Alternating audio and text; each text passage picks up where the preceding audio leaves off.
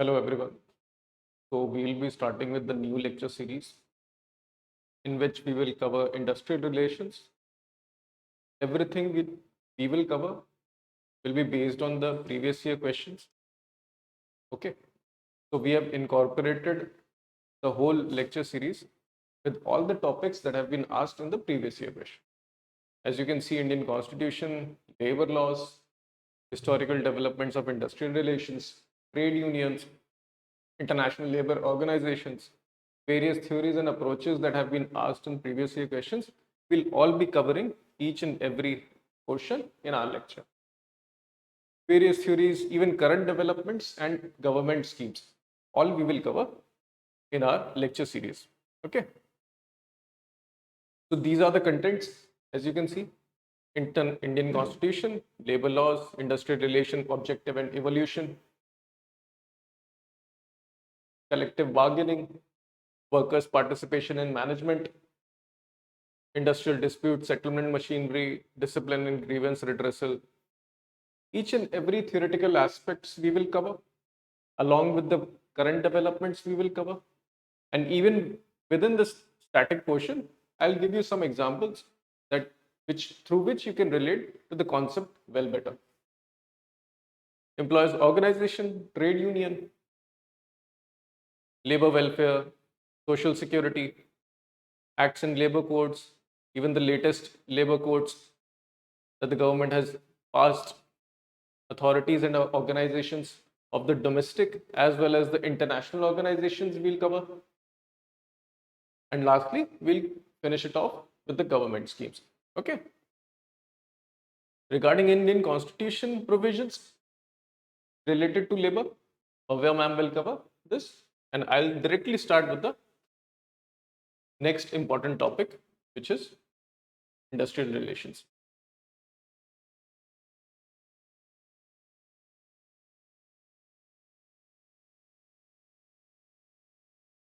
Industrial relation is our topic. And we'll start with this very important topic. Most of the questions come from this, and it is also a very easy to understand topic because it consists of various things that we in our current affairs, even in our daily life experiences, have experienced all these things. Okay. You will understand each and everything one by one. In that manner, you can relate all the concepts which we will tell in industrial relations. Okay. So let's start with the basic thing. What do we mean by industrial relations? Okay. Let's understand this. The topic of the day is industrial relations.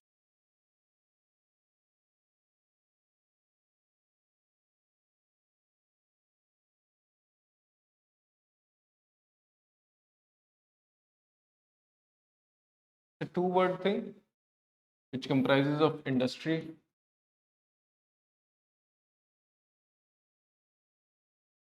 and relations. Industry, as we all know it, it's a productive activity done by an individual or a group of individual. Okay.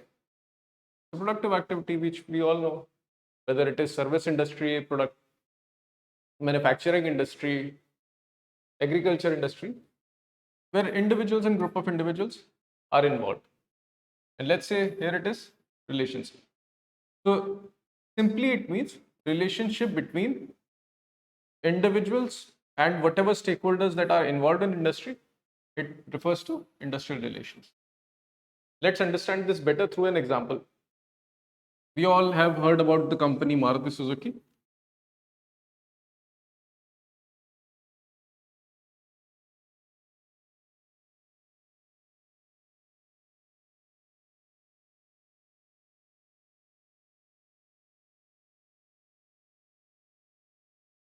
The company which sells the most car in India, the company which has the most market share in the automobile industry in India.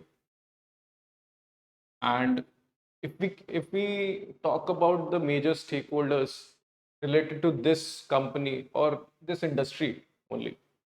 What do we mean by that? Think about it for 2 minutes. What are the major broad-based stakeholders in there? You can say the company itself or the employer, we can say.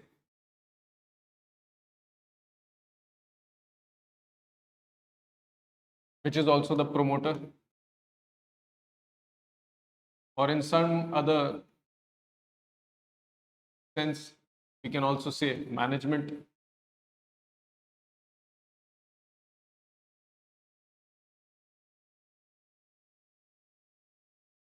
This is one stakeholder. What do we say that what is the other stakeholder? If we have talked about employer, then what are the workers that work in this company? We call them employees.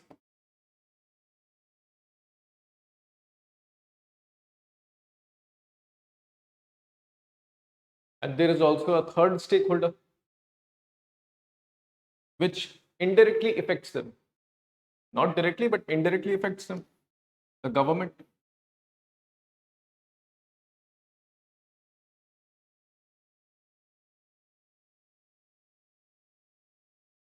There is also one important stakeholder too.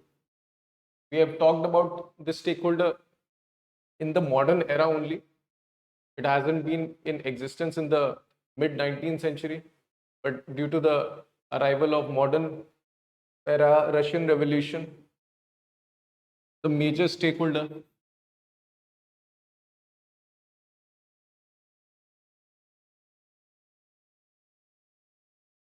trade union.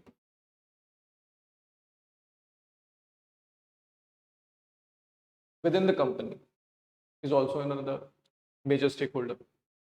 So we have discussed about employer, employee, government, and trade unions. They are not independent, they work in tandem. So let's understand how this works.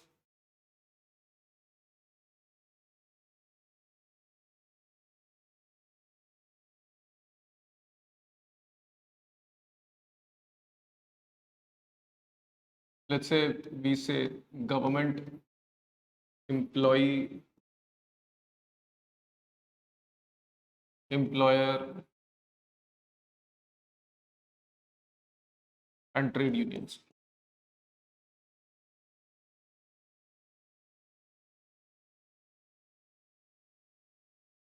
Employees collective organization, we can say, is trade unions. Trade unions directly talk with employers to get the benefits for employees. Government regulates employers' functions. Government provides policies that give benefits to the employees. Government talks with trade unions to hear what the workers in general tells about the working policies. Employee have a direct connection with the employers because employer provides terms of employment to the employees. All these interrelationship or the relations between different stakeholders in an industry, this we say only industrial relations.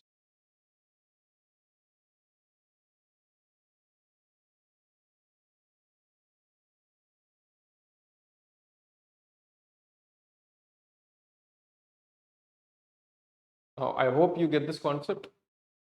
Very easy concept. It's just a relationship, complex interrelationship between the stakeholders of the industry. This is we call industrial relations. Okay. Now let's go to the next thing.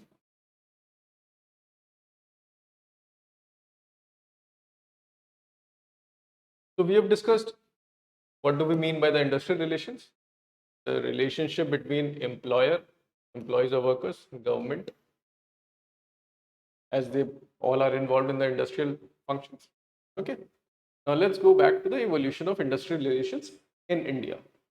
In this topic, we'll just go a bit back in the history of Indian industry.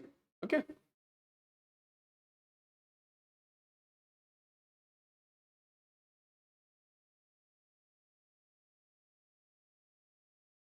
So we'll just start with the mid 19th century. Although it is the topic is mentioned pre 1918, but we'll start with the mid 19th century. Why mid 19th century only?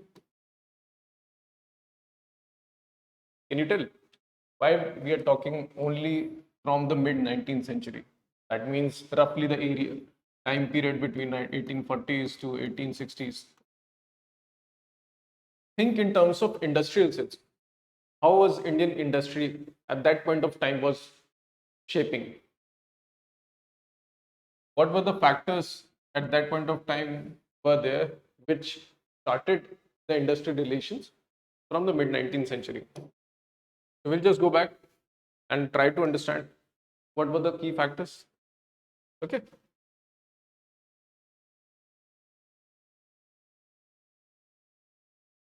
(1840s to 1860s). This was the time period when all you must have learned in history subject that it was the time period when textile mills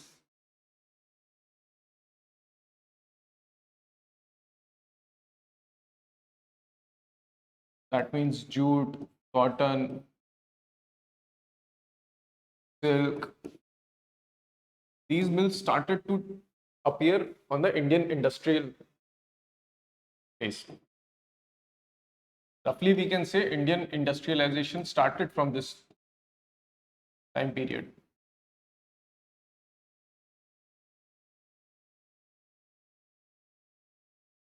Even during Lord Dalhousie's regime, when he was the Governor General of India, Railways,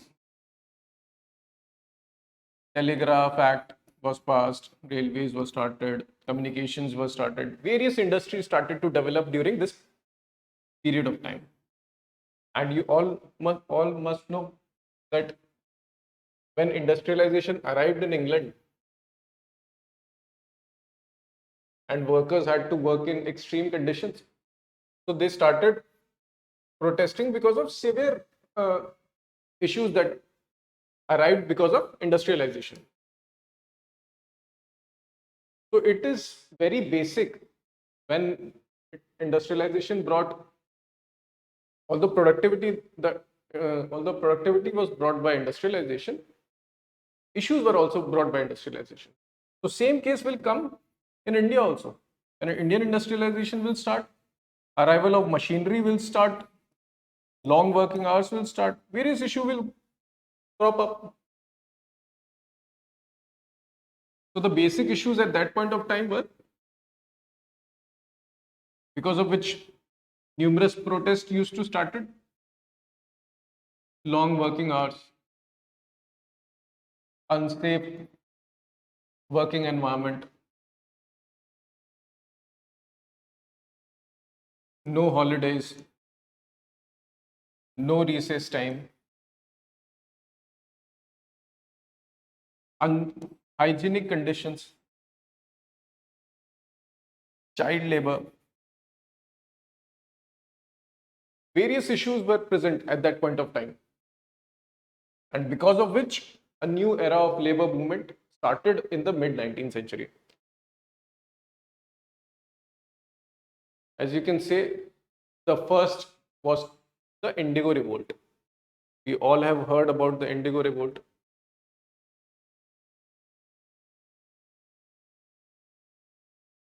In 1860s, planters forced cultivators to grow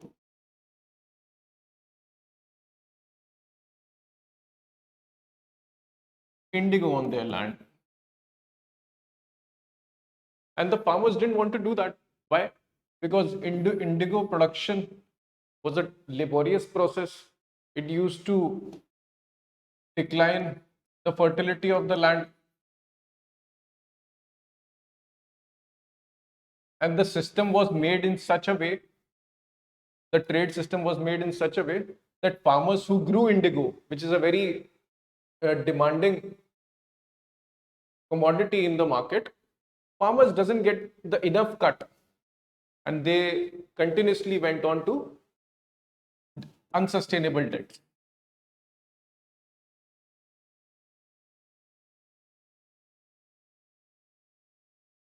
Unsustainable debts, and then they started to lose their properties to zamindars. So in this, because of these issues, indigo movement occurred, and various social reformers, various dramatists, various intelligentsia of the Bengal, we can say, started to voice their opinion in favor of indigo cultivators and against the planters. One such dramatist, Deenbandhu Mitra, wrote a play, Neel Darpan, in favor of cultivators. And he portrayed how the cultivators are facing hardship because of the planters, and they are losing their land because of them. They are losing their land fertility because of the indigo cultivation. So because of this publicity, the discourse went into favor of cultivators. And because of this, the British colonial government appointed Indigo Commission. They appointed Indigo Commission, which provided relief to cultivators. This was the initial, you can say, an event of protest against the employer. Employers were planters in a generic sense. Okay. And the real, or the substantial portion of the labor or industrial relations started with the first factory commission, which was appointed by the British colonial government, whose chairman was Arbuthnot. And this commission recommended various provisions through which Factories Act of 1881 got developed or got enacted. We'll just look into what the Factories Act 1881 tried to address, because at that point of time, as I've already told you, various basic issues were there. So the Factory Act 1881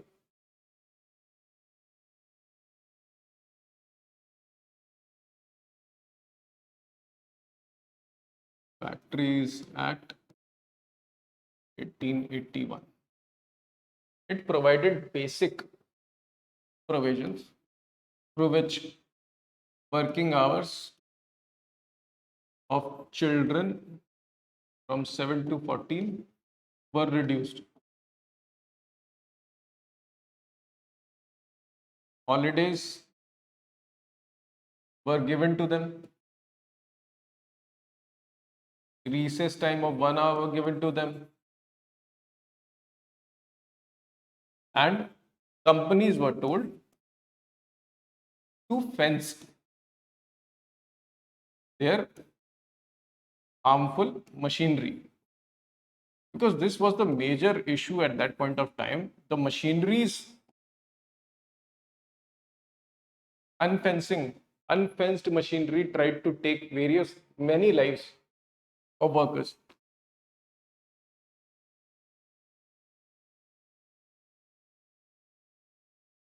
Although they reduced the number of hours for children, however, the child labor continued. Even 7 to 14 years of age children continued to work in the industries amongst the harmful machineries. That's why it is believed that Factories Act was inadequate to meet the evil of child labor and protect the women workers, because it didn't do any justice to any of those issues that were prevalent at that point of time. Okay, so because of these issues that continued to persist, various organizations started to prop up. Various organizations, various collective, people's collective started to prop up and started to voice their opinion.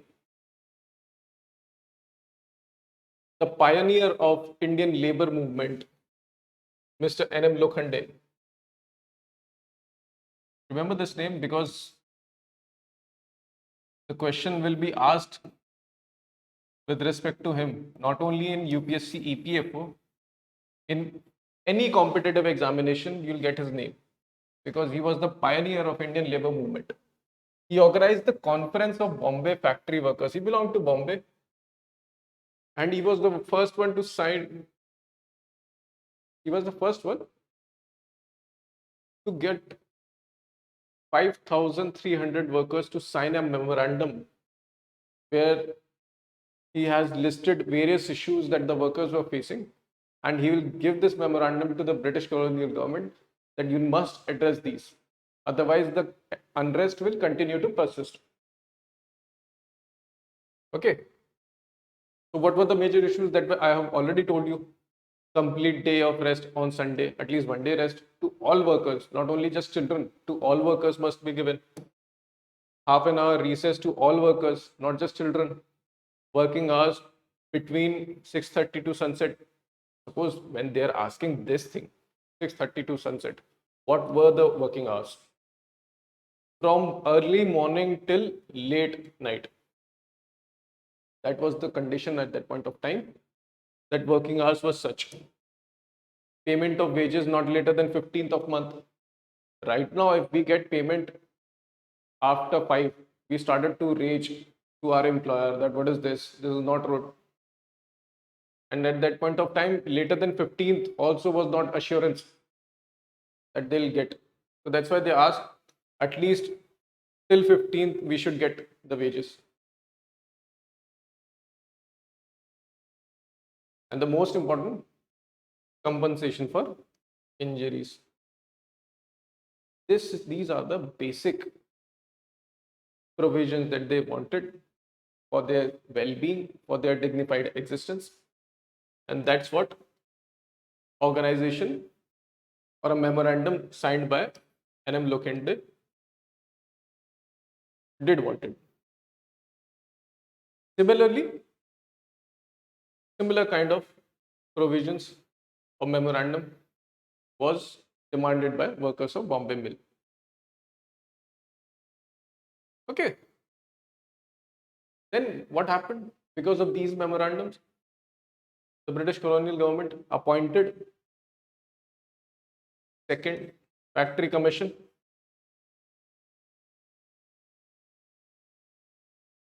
They appointed second factory commission. And let's see what the second factory commission did and because of which what happened. Okay. After Factories Act 1881, because of recommendations of second factory commission, Factories Act 1891 was passed. Let's look at major provisions. Did the act did any justice to the issues of the workers? First of all, it provided weekly holiday for all workers. That's a given, at least. This was good on their part. Working hours for women was reduced to 11 hours per day. What was this? Another, working hours for children reduced to 7 hours per day. Still, child labor continued to persist. No protection. And last but not the least, and the worst of all, none of the provisions were applicable to British-owned tea and coffee plantations. So, broadly, didn't do any justice. Only given holiday for all workers for one day. But the working hours for even children remained 7 hours per day, which we right now 8 hours per day is the convention we do. children at that point of time had to work these hours.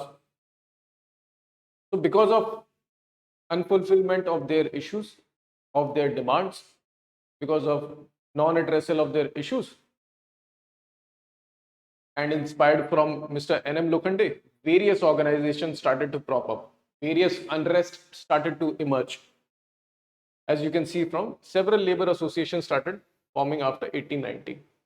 Amalgamated Society of Railway Servants, Printers Union of Calcutta, Bombay Postal Union, Kamgar Hityardak Sabha, and even various strikes started to happen. In constitutional manner, if we are providing you memorandum and you're not even listening and just providing gimmick, then workers will start to strike because you're not listening. You're not addressing the issues that the workers are demanding. So we can see various strikes started to occur. First two strikes occurred in Bombay in 94. First big strike of mill operatives of Ahmedabad happened in 1895. And it was not just only Bombay or the western region. Bombay, Ahmedabad, Calcutta, Madras, Calcutta, throughout India, where the British colonial government, major presidencies were there, numerous strikes started to occur. So at that point of time, British colonial government did see that these were the issues that the workers are facing. Okay. So the basic issues that we have discussed: Two Factory Commission, Two Factories Act. Okay. What were the basic issues of the people at that point of time? This is just a basic understanding. We'll just try to understand what were the major features of labor movement between that period of time. Whatever we have discussed, although we have discussed this, but we'll just have a broad look at it. Leadership at that point of time were only led by philanthropists and social reformers. No collective leadership was there. Mr. N.M. Lokhande is doing, another social reformers is doing, Deenbandhu Mitra has been helping indigo cultivators. Because of these people, the movement started and movement got success. However, no collective leadership was there. No, the base leadership wasn't there.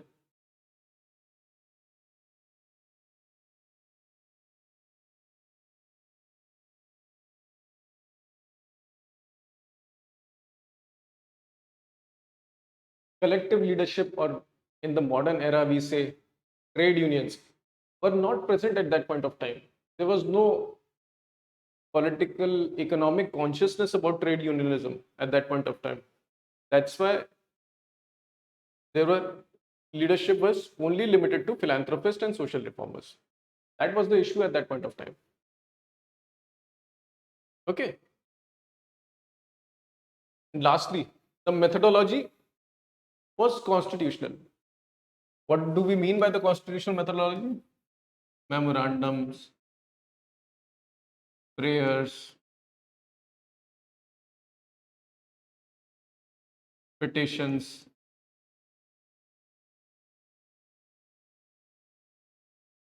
all these basic methods to demand addressal of their issues.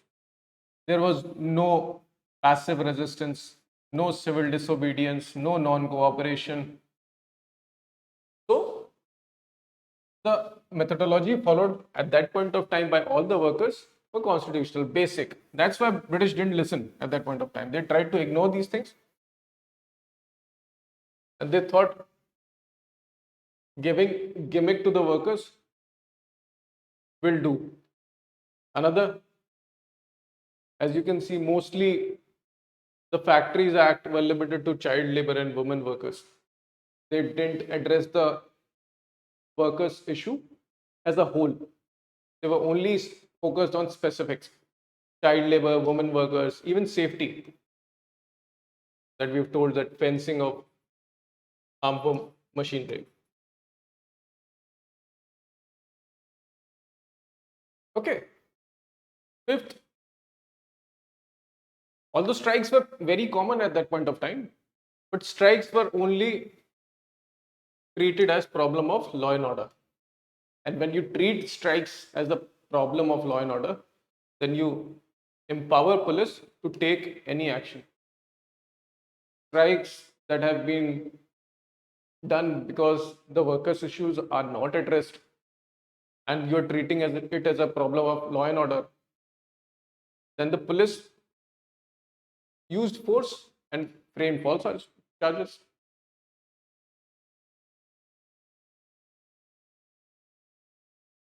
So this was the major issue at that point of time. Nobody listened, treated this as the problem of law and order, only went into specifics, and even the methodology was constitutional. Now we will come to this major period, 1918-1924 period. This period, we can say, where majority of factors were there that influenced trade unions, that influenced modern labor movement a lot. It started an era of modern trade unionism, as you can see on the screen. And various factors were attributed because of this. Let's see what factors were there.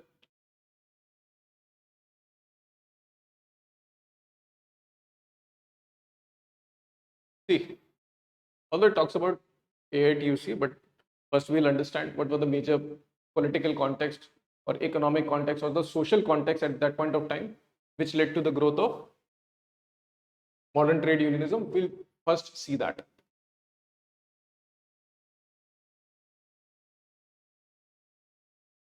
Because of continuous demand of Indian goods, economic conditions of workers played an important role in the formation of various trade unions.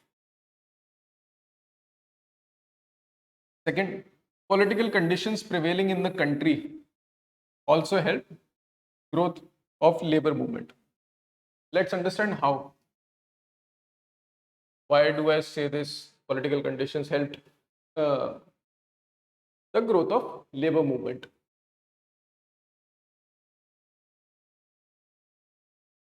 This was the period of 1918 to 1922. As you all know, Mahatma Gandhi have already arrived on the scene. Home Rule League have been started.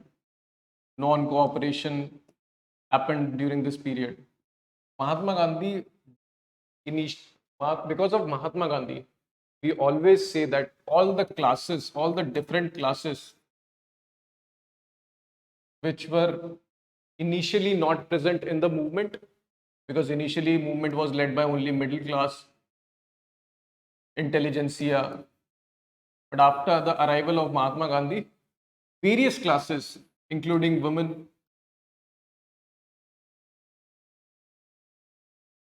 farmers, workers, capitalists,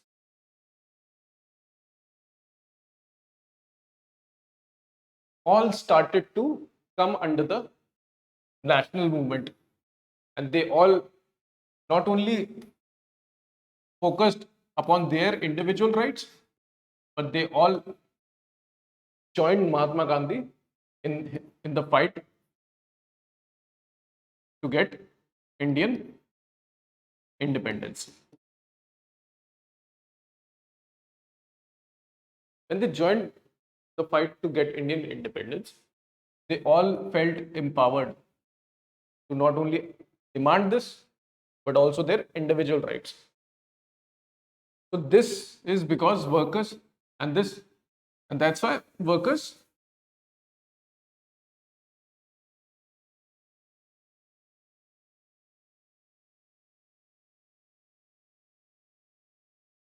and that's why there was a growth of numerous trade unions at that point of time.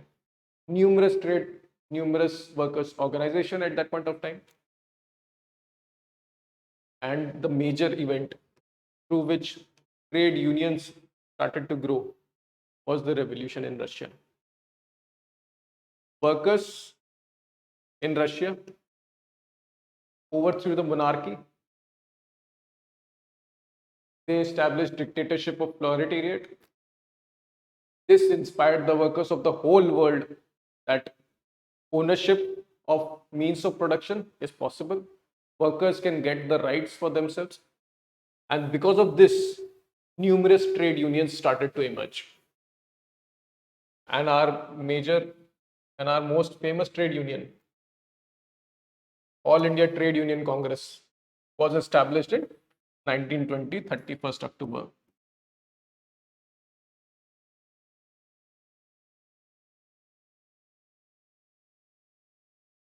Okay. And we can see all other trade unions such as Madras Labour Union, Ahmedabad Textile Labour Association, Calcutta's Clerk Union, All India Postal and RMS Association. All these unions started to emerge at that point of time. Let's see other factors too. Another factor that led to the growth of trade unions was the worldwide unrest in the post-war period.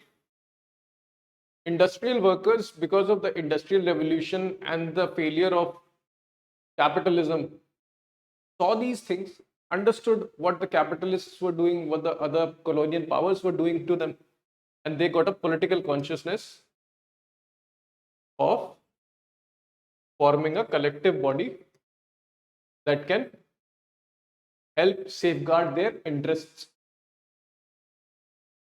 And another major factor that improved political consciousness of workers and led to the growth of trade unions was the establishment of Indian Labour Organization in 1919.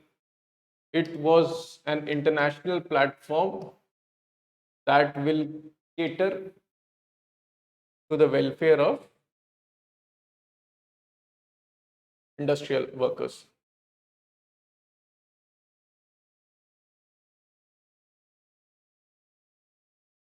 These were the major factors because of which there was growth in trade union and because of which this period is referred to as era of formation of modern trade unionism.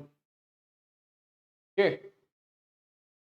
Just remember these periods based on the political context, social context, and economic context. In this manner, you will be able to remember all the things that we are talking about. Okay, because initially, if we are talking about these Factories Act, why these Factories Act started to appear in 1870s only, 1860s only, because of the mid 19th century, I've told you, Indian industries started to appear.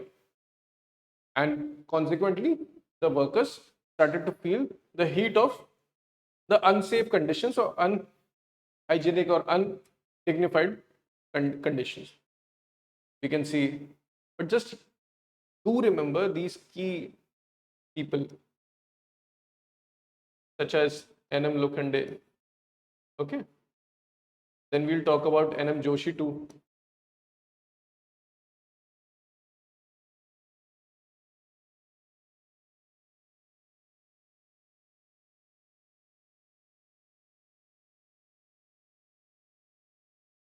So we had talked about All India Trade Union Congress, which was established on 31st October 1920. I'll tell you who was the first president.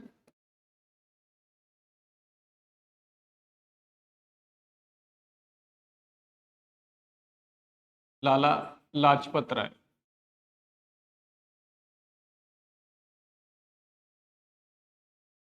He was the first president of All India Trade Union Congress. Okay. And there's one question for you. You try to find out who was the first General Secretary of All India Trade Union Congress.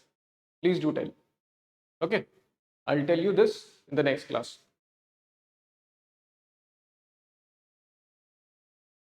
It's your homework, do this. Okay. Now that we have understood the factors attributed to the formation of various trade unions, we've understood the at political domestic context, international context, political context, economic context. And let's see what these contexts and growth of trade unions had impact on British colonial government. Let's understand this. After all these trade unions that were emerging and these were demanding welfare for their workers, British colonial government had to pass this Trade Union Act 1926. Let's understand what this act gave. It recognized trade unions as legal associations. This is a very important fact, because of which trade unions got their legitimacy. Okay. The act regulated the activities of trade unions. A major act, an all-encompassing act was made that regulated the activities of trade unions. It provided immunity for trade unions' legitimate activities. Let's first read this, then I'll tell you what the truth was that behind these provisions, and then restrictions on political activities. Read these two things.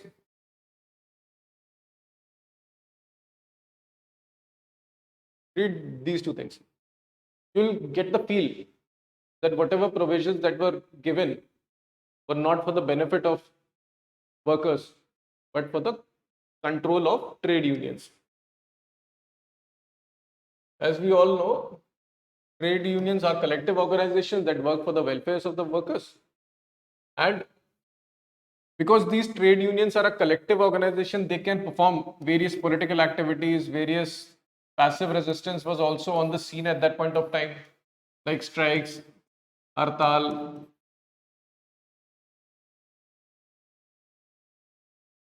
band.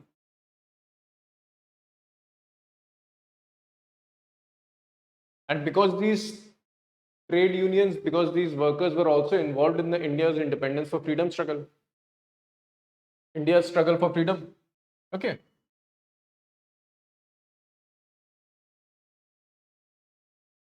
The British tried to regulate the activities, restrict the political activities of the workers through this Trade Unions Act 1926. Okay.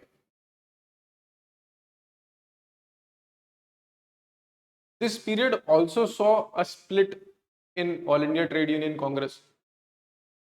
Because of Russian Revolution, the communist ideology became prominent throughout the world.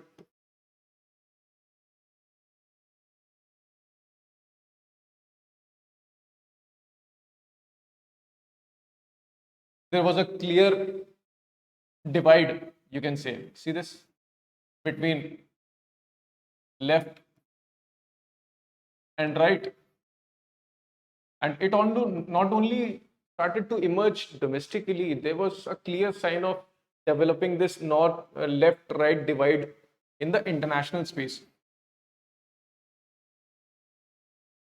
Although at that point of time, it was just an undercurrent, but it led to the emergence of Cold War. This was the climax of this divide that started after the Russian Revolution. Okay. And similar split happened in All India Trade Union Congress. Based on ideological lines, left that wanted to use more radical methods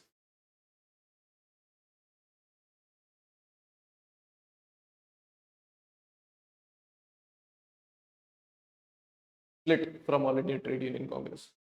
Okay, so this was a reduced activity, and a period where the trade union activities were reduced.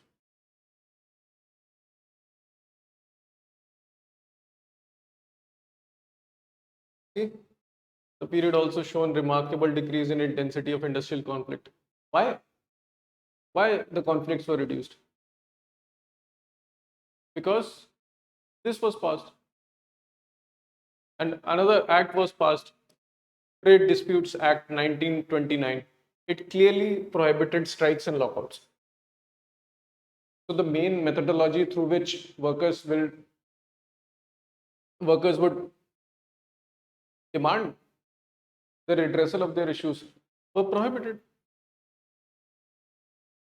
These were the issues at that point of time because of which the trade union or industrial conflict activities were reduced.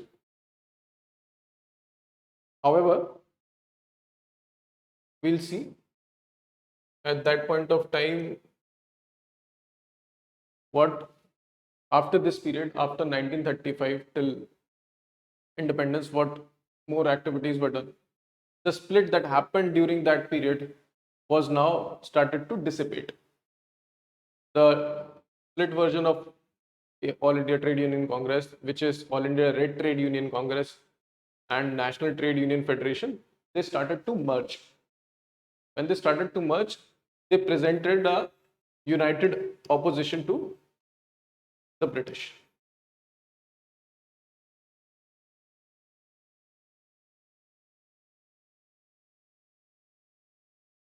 They presented a united opposition to the British. They presented their collective demands to the British so that the British cannot, at that point of time, make these factions fight amongst each other. Now they are united. This was, at that point of time, a good step on the part of trade unions. Okay. Similarly, at that point of time, we also see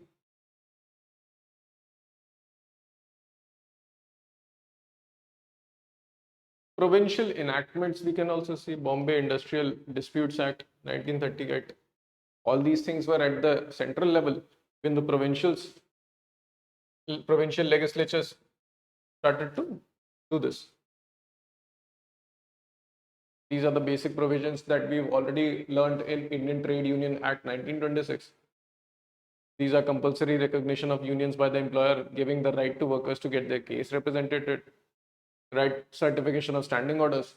It's just a certification, which means that employer should clearly specify through which working conditions the employee will be working in the organization, such as fixed working hours, the payment of wages will be done on the first of next month. In similar things, either it is a contractual job or a full-time job, and if it is a contractual job, how many years of contract will be there. So these are all the conditions that the employer must do because of this act.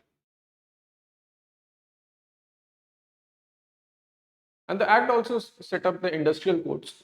Industrial code to, it's just an independent authority to legislate on industrial authority, which will arbitrate, which will adjudicate the issues that will be presented by the workers.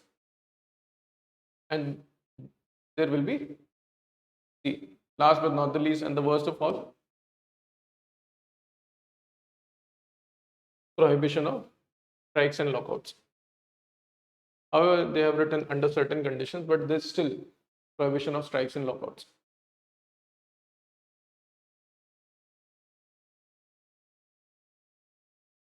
So we have learned all the history of industrial relations, but we must understand that we have to understand all these things under the context of industrial relation that I've explained earlier.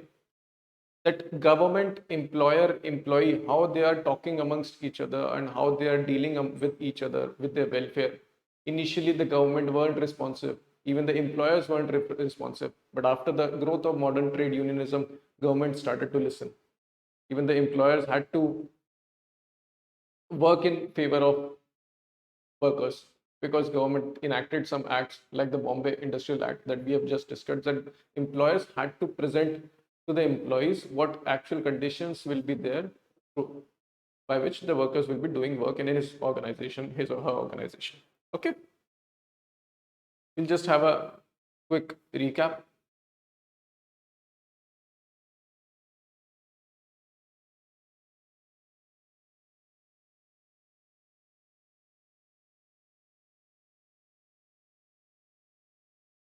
We've talked about industrial relations.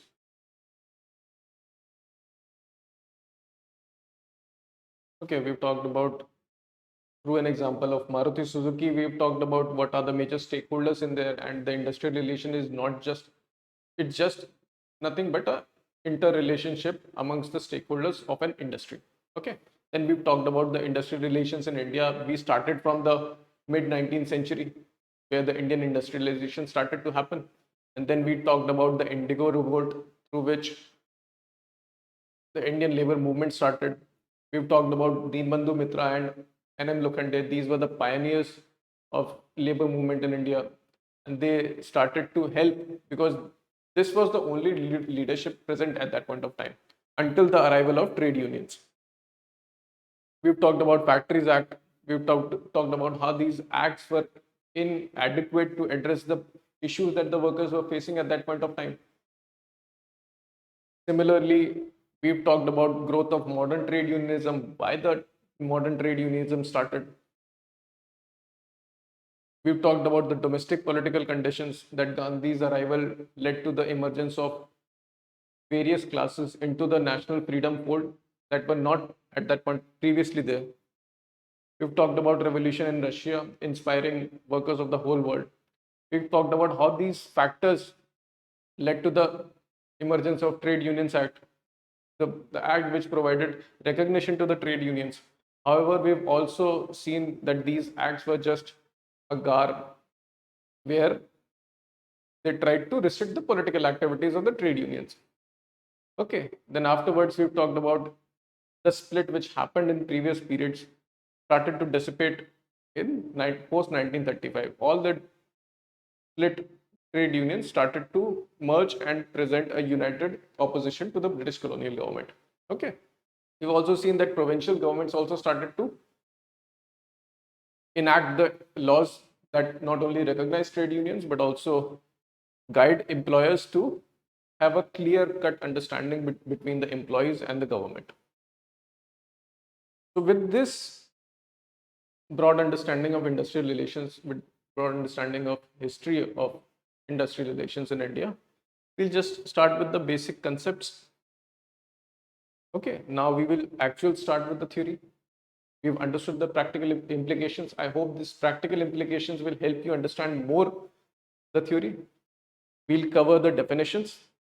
These definitions are important because these are directly asked in the questions, directly asked in the competitive examinations. So you must understand these definitions along with the person who has given these definitions. Okay. Initially, I've told you industrial relations is just comprises of two terms: industry relations, any productive activity, relationship that exists between industry stakeholders. Okay. Now let's understand what these people defined industrial relations. Mr. J.T. Dunlop, he has defined industrial relations as the complex interrelations among managers, workers, agencies of the government. Okay, this we have talked earlier, that how in Maruti Suzuki management, employees or workers and the government or the agencies of it were interrelated. They talked amongst each other. Similar definition has been given by Mr. J.T. Dunlop. However, there is a catch to it. And just remember his name because his name is very important and his approach to see industrial relation will come in the subsequent lectures. Okay. Mr. J.T. Dunlop saw industrial relations, I'll tell you.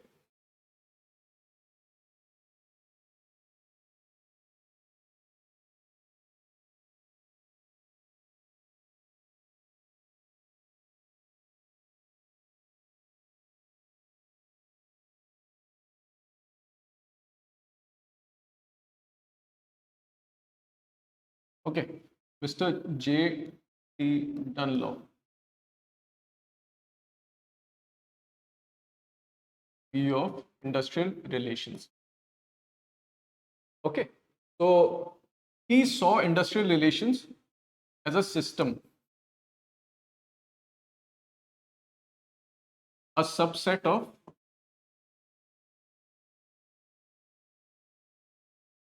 social system.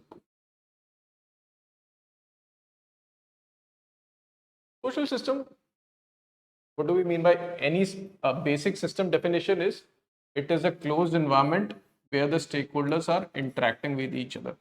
This is a basic understanding of system. Social system, if we see all this in a social context, a society where all the members of the society are interacting amongst each other. So similarly, we saw industrial relations as a system where stakeholders of the industry, such as government, employer, employee, are interacting amongst each other. Understood? This is the broad definition of Mr. Industrial Relations given by Mr. J.T. Dunlop. Remember these key terms. System, subset of social system. Okay. Because more or less every definition will be same that we have discussed earlier. But through these key terms, we'll be able to distinguish who give what definition in the examination, which is the most important objective of this lecture. We have to clear examination.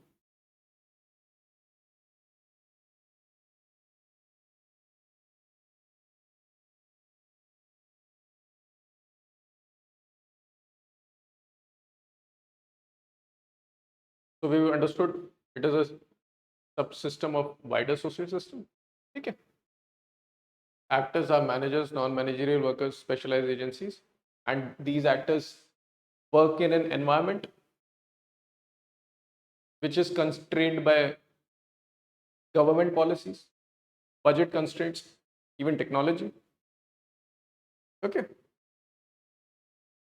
Now we'll talk about the definition of Lester, or his full name is Richard A. Lester.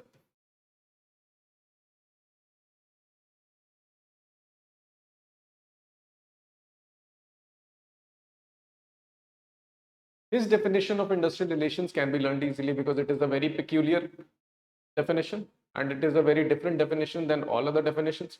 He talks industrial relations as an attempt at arriving solutions between conflicting objectives and values. Just a static definition. I'll make you understand what does it mean. Conflicting objectives and values.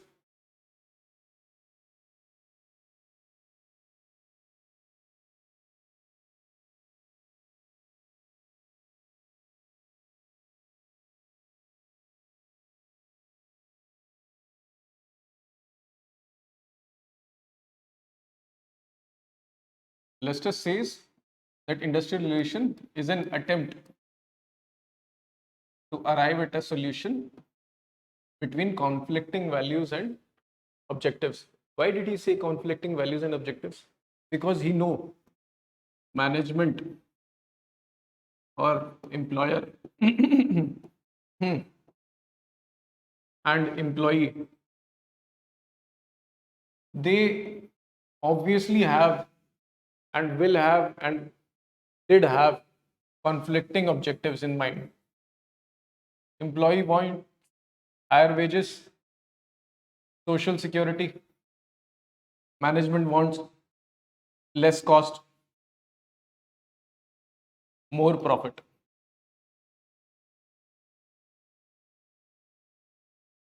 And these two things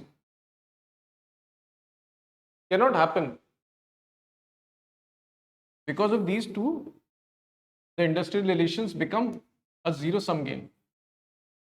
If one benefits, other loses. And that's why he says that industrial relations is nothing but an attempt to arrive at a balance between these two things. Arrive at a solution of these two things. I hope you get this.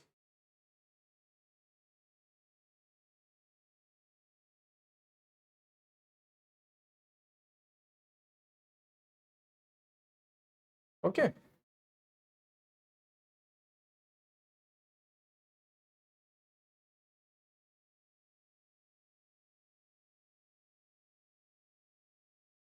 So in similar fashion, he has talked about other different values. As you can see from here, that profit motive and social gain. I've talked about discipline and freedom.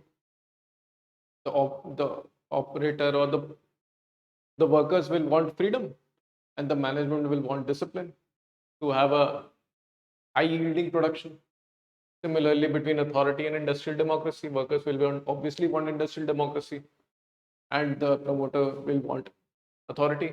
Bargaining, cooperation, conflicting interests of the individual and group and the community. Okay, so we've got the Lester's definition, which is very easy. It's just an attempt to arrive at a solution between different conflicting values and objectives. Okay, now we'll go to Dale Yoder's definition of industrial relations. He talked about the relationship between management, employees, among employees, their organizations that characterize or grow out of employment. The basic definition that we've discussed initially also. Just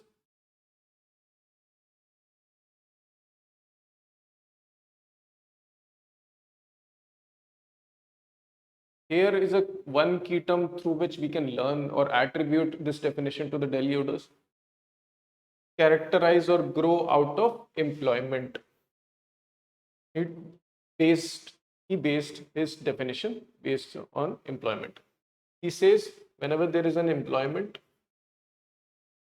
it naturally led to the emergence of relationships between employer, employee, amongst employees and their organization which we mean by trade unions. Okay.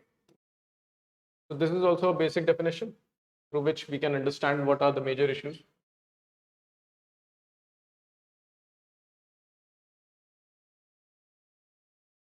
Castleman's labor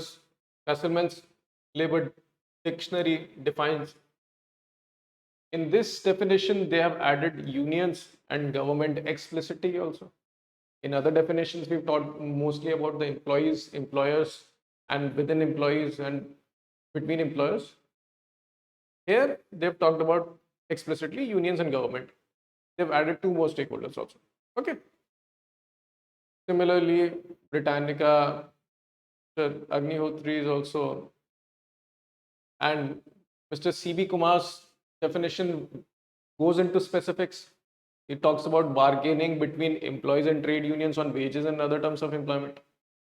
So this is just a basic function of one kind of relationship, but industrial relations talks about various things.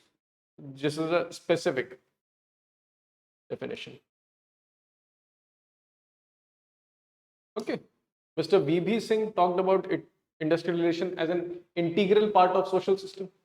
This is more or less related to Mr. Dunlop's definition that he treats industrial relation as a subsystem of social systems. Okay. Now let's go to Orwell, Teed and Metcalfe. He talks in terms of attitudes and behaviors of employers and employees to each other. Remember these keywords: attitudes and approaches. Attitudes and approaches of employers and employees to each other. Through key terms only, you will be able to learn their definitions and you will be able to distinguish whose definition is which in the examination. Similarly, J. Henry Richardson, he says this industrial relations as an art of living together for the purpose of production. Okay, art of living together. So he went into that direction also. Okay, Alan Flanders, he talked in terms of formal relationship, that it is a regulated, institutionalized relationship in India, in industry. Okay. Now let's see the most important definition.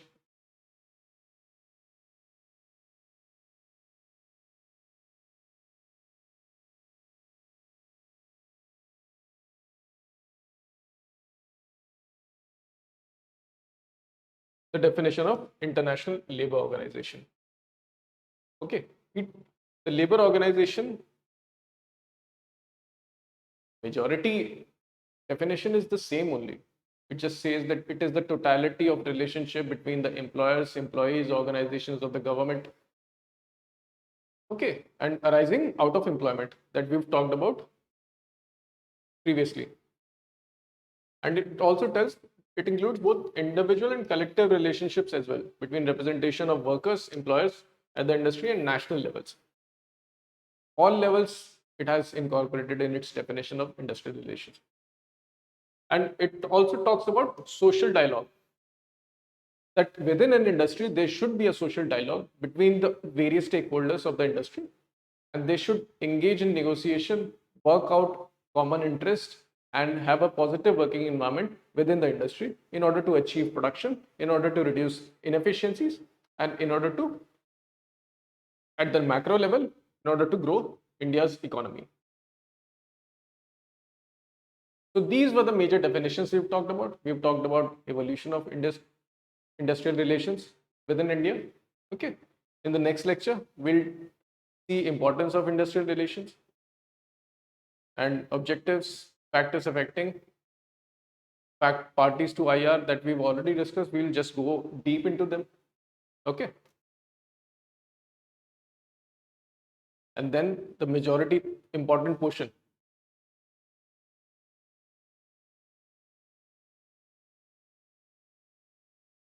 This approaches to industrial relation we'll talk about.